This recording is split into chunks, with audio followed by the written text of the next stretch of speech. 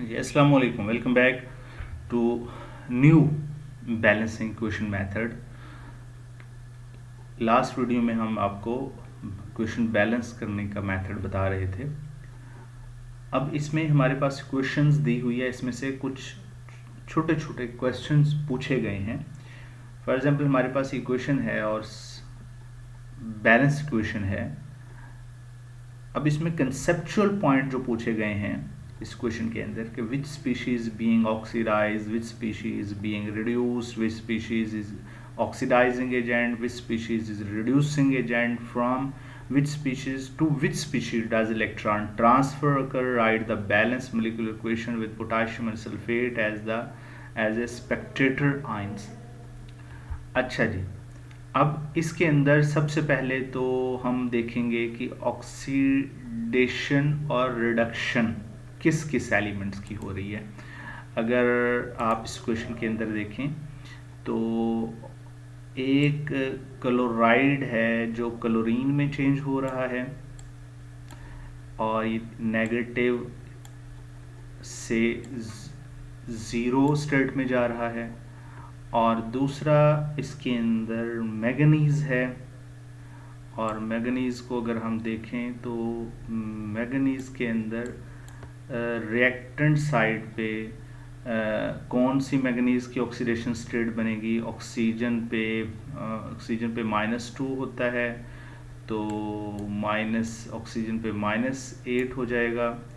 और इसके बाद मैंगनीज पे कौन सी ऑक्सीडेशन स्टेट आएगी, इसके ऊपर जो ऑक्सीडेशन स्टेट बनती है वो +7 बनती है। अच्छा, इसके पास ऑलरेडी एक नेगेटिव चार्ज मौजूद है। अच्छा जी, अब नेगेटिव चार्ज मौजूद है तो इधर हमारे पास मैंगनीज की ऑक्सीडेशन स्टेट +7 है और प्रोडक्ट साइड पे इसकी ऑक्सीडेशन स्टेट +2 हो जाएगी। अब क्लोराइड जो है वो नेगेटिव से ज़ीरो में जा रहा है, तो नेगेटिव से ज़ीरो में जाना दैट इज़ द ऑक्सीडेशन, यानी कि इलेक्ट्रॉन का लॉस हो रहा है। नेगेटिव चार्ज अगर कम हो रहा है तो इलेक्ट्रॉन का लॉस हो रहा है। प्लस की वैल्यूज़ कम हो रही है, इसमें देखें अगर प्लस की वैल्यू कम हो रही है तो इसका मतलब ये है कि इलेक्ट्रॉन गेन हो रहे हैं। अगर प्लस की वैल्यू कम हो तो इलेक्ट्रॉन गेन होते हैं, इलेक्ट्रॉन गेन हो तो it's mean that is the reduction. ठीक है जी, ये रिडक्शन हो रही है। तो अब डिटेल से तमाम को हम लिखते हैं। क्लोराइड जो है वो goes from 1 oxidation state to 0, तो लोज इलेक्ट्रॉन, तो ये ऑक्सीडेशन है। और इस स्पीशीज बीइंग रिड्यूस, तो मैंगनीज जो है पर मैग्नेट के अंदर जो मैंगनीज है वो +7 से +2 में जा रहा है, तो ये इलेक्ट्रॉन गेन कर रहा है। 5 इलेक्ट्रॉन गेन किए हैं इसने, तो इसकी रिडक्शन हो रही है, तो उसकी रिडक्शन मैंगनीज की हो रही है। तो ऑक्सीडाइजिंग एजेंट कौन सा हुआ, जो हमें पता है कि मैंगनीज जो है वो उसकी रिडक्शन हो रही है, वो रिड्यूस हो रहा है, तो खुद क्या हुआ, वो ऑक्सीडाइजिंग एजेंट हुआ। जिसकी रिडक्शन हो रही होती है वो खुद ऑक्सीडाइजिंग एजेंट होता है, और जिसकी ऑक्सीडेशन होती है वो रिड्यूसिंग एजेंट होता है। तो क्लोराइड यहाँ पे रिड्यूसिंग एजेंट है। ठीक है, from which species to which species does electron transfer कर, तो इलेक्ट्रॉन ट्रांसफर क्लोराइड से डेफिनेटली मैंगनीज पर मैंगनीज के अंदर हो रहे हैं, पर मैग्नेट के अंदर। तो एक तो हमें ये बात क्लियर होगी कि ऑक्सीडेशन रिडक्शन से पहले ही हमने समझ लिया था जिसकी ऑक्सीडेशन हो रही है और जिसकी रिडक्शन हो रही है। जिसकी ऑक्सीडेशन हो रही है वो इलेक्ट्रॉन दे रहा है, और जिसकी रिडक्शन हो रही है वो उसी से इलेक्ट्रॉन ले रहा होता है। अच्छा जी, ये बात आपको क्लियर हो गई होगी।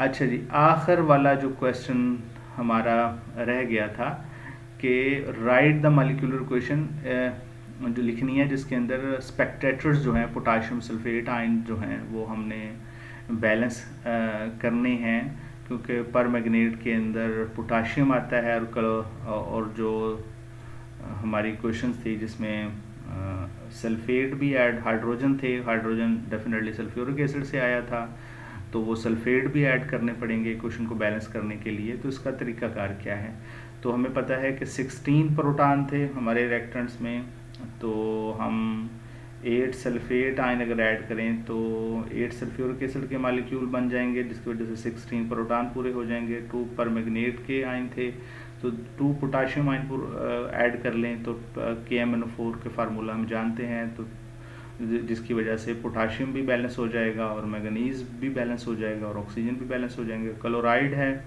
तो पोटाशियम क्लोराइड, जो क्लोराइड आयन है डेफिनेटली उसका सोर्स जो होगा वो पोटाशियम होगा, तो पोटाशियम क्लोराइड होगा, इसलिए 10 पोटाशियम के आयन्स हम ऐड करेंगे तो 10 पोटाशियम क्लोराइड हो जाएंगे। तो इस तरह हमने रिएक्टेंट साइड पे जो आयनिक स्पीशीज़ थी उनको न्यूट्रल स्पीशीज़ के अंदर यानी साल्ट के अंदर या फिर उनके एसिड के अंदर चेंज कर लिया। तो प्रोडक्ट साइड पे मैंगनीज +2 की फॉर्म में था, डेफिनेटली मैंगनीज सल्फेट बना होगा, तो इस वजह से हमने रिएक्टेंट्स प्रोडक्ट साइड पे सल्फेट आयन ऐड करेंगे। कितने ऐड करेंगे? रिएक्टेंट साइड पे 2 मैंगनीज थे तो 2 सल्फेट आयन ऐड करेंगे, क्योंकि हमने बैलेंस करना है। मैंगनीज सल्फेट का फार्मूला अगर आता है हमें तो हमें पता होगा कि एक सल्फेट के साथ एक मैंगनीज आता है। तो इस तरह हमने फाइनल इक्वेशंस के अंदर सारी न्यूट्रल स्पीशीज़ बना के ऐड कर दें, सारे आयन्स वो ख़त्म कर देने होते हैं। तो इस तरह हमारी फाइनल मॉलिक्यूलर फॉर्म के अंदर इक्वेशंस आ जाती हैं। ठीक है जी, होप सो आपको ये समझ में आ गया होगा।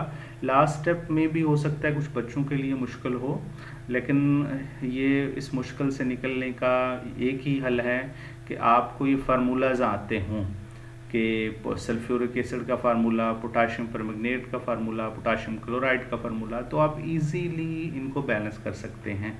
तो कुछ मॉलिक्यूलर फार्मूला भी याद करने बहुत ज़रूरी होते हैं।